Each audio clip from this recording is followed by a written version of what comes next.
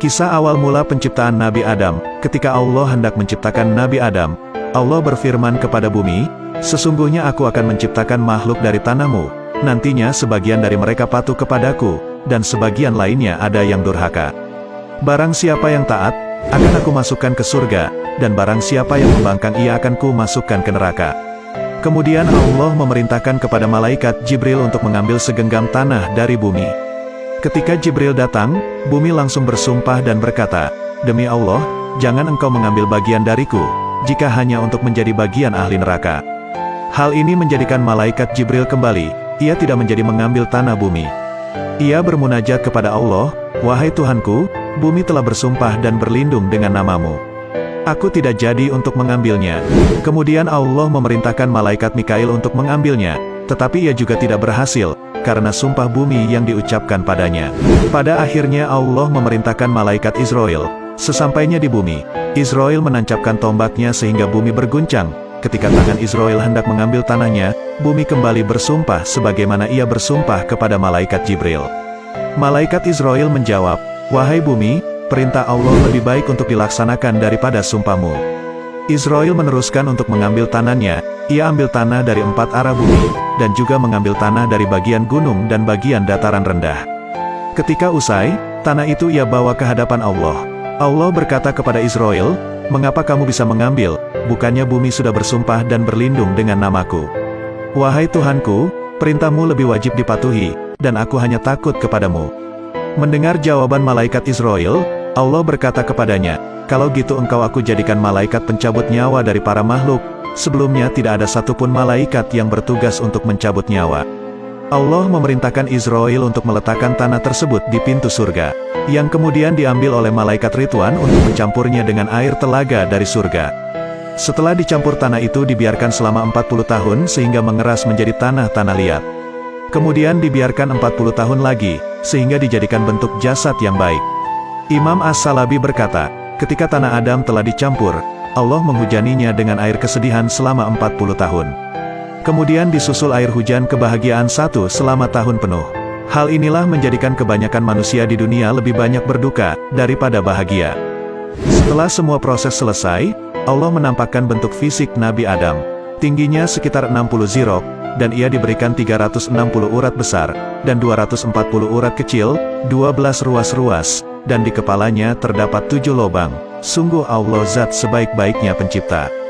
Ibnu Abbas berkata, ketika Adam masih berupa tanah liat, iblis menghampiri dan memukul perut Nabi Adam. Pukulan itu berbekas hingga menjadi pusar.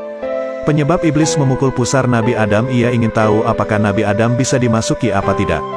Ketika iblis mengetahui bahwa fisik Nabi Adam bisa dimasuki, ia pun masuk dan menjelajahi semua anggota tubuh kecuali hati. Iblis tidak diizinkan memasuki hati Nabi Adam, karena ia adalah tempat ibadah kepada Tuhannya. Sehingga dikatakan iblis masuk melalui peredaran darah manusia, bukan hati. Diriwayatkan ketika Allah hendak meniupkan ruh kepada Nabi Adam, ruh menolak untuk masuk ke jasad Adam. Ruh berkata, "Wahai Tuhanku, bagaimana aku mau masuk ke tempat yang sangat gelap?" Allah terus memerintahkannya sampai 3 kali. Akhirnya ruh masuk ke jasad Nabi Adam dalam keadaan tidak senang. Allah berfirman kepada ruh, "Wahai ruh, seandainya kamu masuk ke jasad Adam dalam keadaan taat, niscaya engkau keluar dalam ketaatan.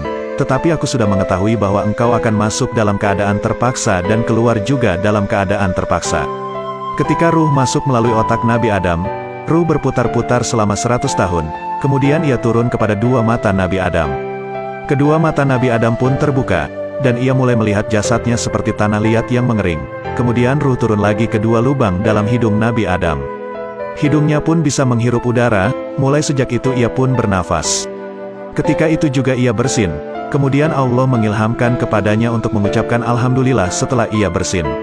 Nabi Adam pun berkata, "Alhamdulillahi Robbil Alamin." Allah menjawab, "Yarhamukallah," yang artinya Tuhanmu merahmatimu, wahai Adam. Pujian dan doa setelah bersin ini, aku berikan kepadamu dan anak turunmu kelak. Hal ini sekaligus menjadi kesunahan untuk mengucapkan hamdalah dan menjawab orang yang sedang bersin hingga saat ini. Ketika Nabi Adam memuji Allah, Allah berkata, "Karena pujian ini aku ciptakan kamu wahai Adam." Ruh belum memasuki semua jasad Nabi Adam, ia turun ke dada dan perutnya. Adam pun melihat ruhnya. Ia berpindah-pindah, ketika ia pindah ke anggota tubuhnya, maka jadilah darah dan daging yang membungkus tulang.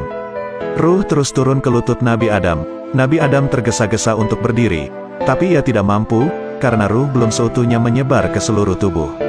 Sebagaimana firman Allah surah Al-Anbiya ayat 37, manusia diciptakan dari tabiat yang tergesa-gesa. Akhirnya ruh memasuki semua jasad Nabi Adam. Ia pun berdiri dan menggerak-gerakkan tubuhnya dan sempurnalah penciptaan Nabi Adam dengan izin Zat yang pencipta. Imam Al-Azizi berkata, bahwa ruh Nabi Adam masuk ke tubuhnya pada hari Jumat di pagi hari, yang berlangsung selama 7 jam hitungan waktu akhirat. Kemudian Allah mengenakannya pakaian dari surga yang berwarna hijau terbuat dari kain sutra dan juga ia diberikan mahkota terbuat dari emas yang ditaburi intan permata, cahayanya mengalahkan sinar matahari. Ia juga mengenakan cincin kehormatan. Nabi Adam menjadi makhluk yang paling indah. Di wajahnya terdapat cahaya Nabi Muhammad yang bersinar terang bak rembulan di tengah gelapnya malam. Allah memerintahkan malaikatnya untuk membawa Nabi Adam dan berkeliling di langit ke-7 selama 100 tahun, sehingga ia banyak menyaksikan hal-hal yang luar biasa di sana.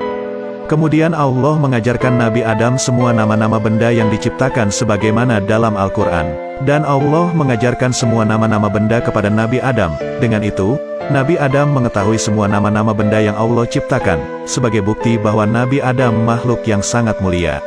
Allah memerintahkan malaikat untuk membuat mimbar Nabi Adam, yang kemudian ia memerintahkan para malaikatnya berkumpul untuk menyaksikan Adam di sana. Mimbar untuk Nabi Adam telah siap, ia pun naik dengan membawa tongkat dari cahaya.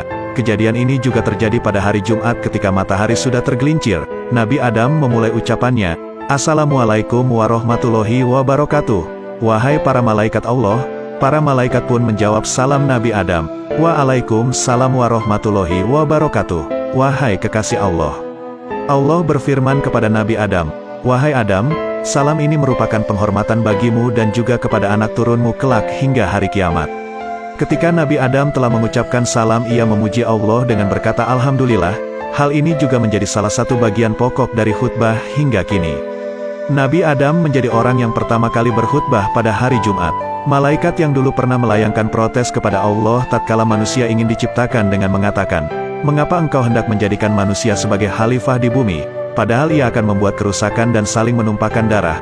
Padahal kami senantiasa bertasbih dengan memuji engkau dan mensucikan engkau." Kali ini Allah ingin membuktikan bahwa makhluk yang diciptakannya berupa manusia itu lebih baik daripada yang mereka sangkakan. Akhirnya Allah memerintahkan para malaikat untuk menyebutkan semua nama-nama benda yang Allah ciptakan. "Wahai para malaikat, sebutkan semua nama-nama benda, jika kalian termasuk golongan yang benar." Tetapi mereka tidak diberikan ilmu oleh Allah. Mereka tidak bisa menjawab dengan mengatakan, "Maha suci engkau, tidak ada yang kami ketahui selain dari apa yang telah engkau ajarkan kepada kami." Setelah malaikat tidak mampu untuk menyebutkan apa yang diperintahkan oleh Allah, saatnya Nabi Adam untuk menyebutkan nama-nama semua benda. "Wahai Adam, sebutkan semua nama-nama benda kepada para malaikatku." Nabi Adam yang sudah Allah ajarkan ilmu nama-nama benda, ia dapat menyebutkan semuanya dengan tanpa kesusahan. Hal ini menjadi bukti bahwa Nabi Adam sebagai khalifah kelak merupakan suatu keistimewaan yang tidak dimiliki oleh makhluk lain. Allah pun berkata kepada malaikat, "Bukankah sudah kukatakan kepadamu, bahwa sesungguhnya aku mengetahui rahasia langit dan bumi, dan mengetahui apa yang kamu jelaskan dan apa yang kamu sembunyikan?" Itu adalah kisah awal proses penciptaan Nabi Adam. Kisah ini dikutip dari kitab Bada'iuz Zuhur.